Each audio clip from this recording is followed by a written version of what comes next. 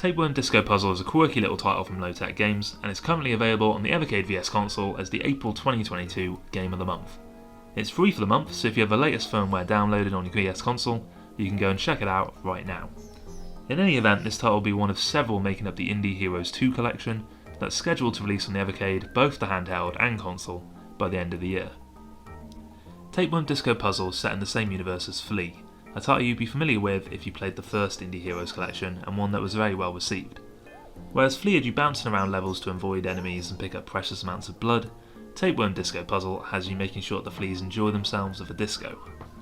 You play as DJ Tapeworm, a worm who lives inside a cassette tape and has some sweet noise cancelling headphones on, and now some of the fleas have started acting strangely recently, so it's up to you to investigate. And how do you investigate? Well, you go around playing banging tunes, collecting blood for them, or by literally shepherding them over to the gigs. It starts as a fairly casual puzzle game that I found really enjoyable for the soundtrack as well as its nice graphical style. The challenge ramps up as you progress through the levels though, and some of them have certainly had me scratching my head. At points this reminded me of the puzzle mode that's included in the Dreamcast hit Choo Choo Rocket. You control DJ Tapeworm by moving in one square at a time. In the top left of the screen you can see how many more moves that you can make. If you pick up a blue cassette icon, you'll be able to extend your length and make more moves.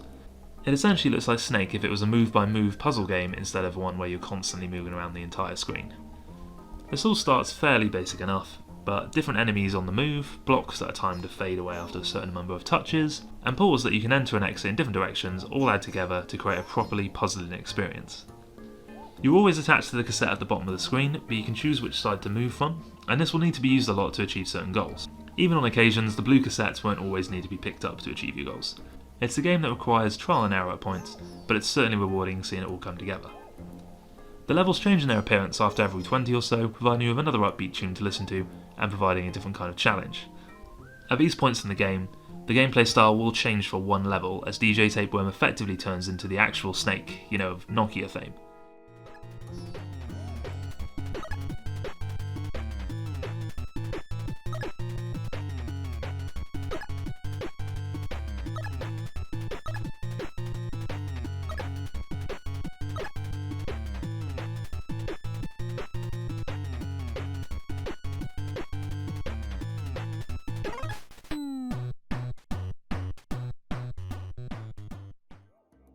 You'll play a level where he won't extend but will be constantly moving, and you need to clear the objectives without making a single wrong move.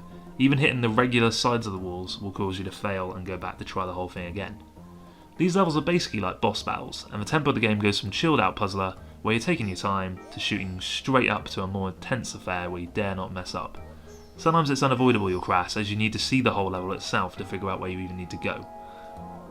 These levels are a challenge, and while I do prefer the regular levels, they do add some variety and advance the story, so I'm kind of cool with them. Mentioning the story, there's cutscenes that occasionally punctuate between the levels. These are all cute enough, well drawn and fairly to the point, and they give the game world just a little bit more character. When it comes to saving, you don't need to use save states here if you don't want to.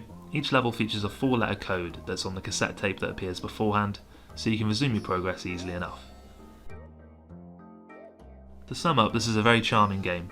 The cute and colourful graphics, the awesome soundtrack, and just the right level of difficulty all come together for a strong overall package.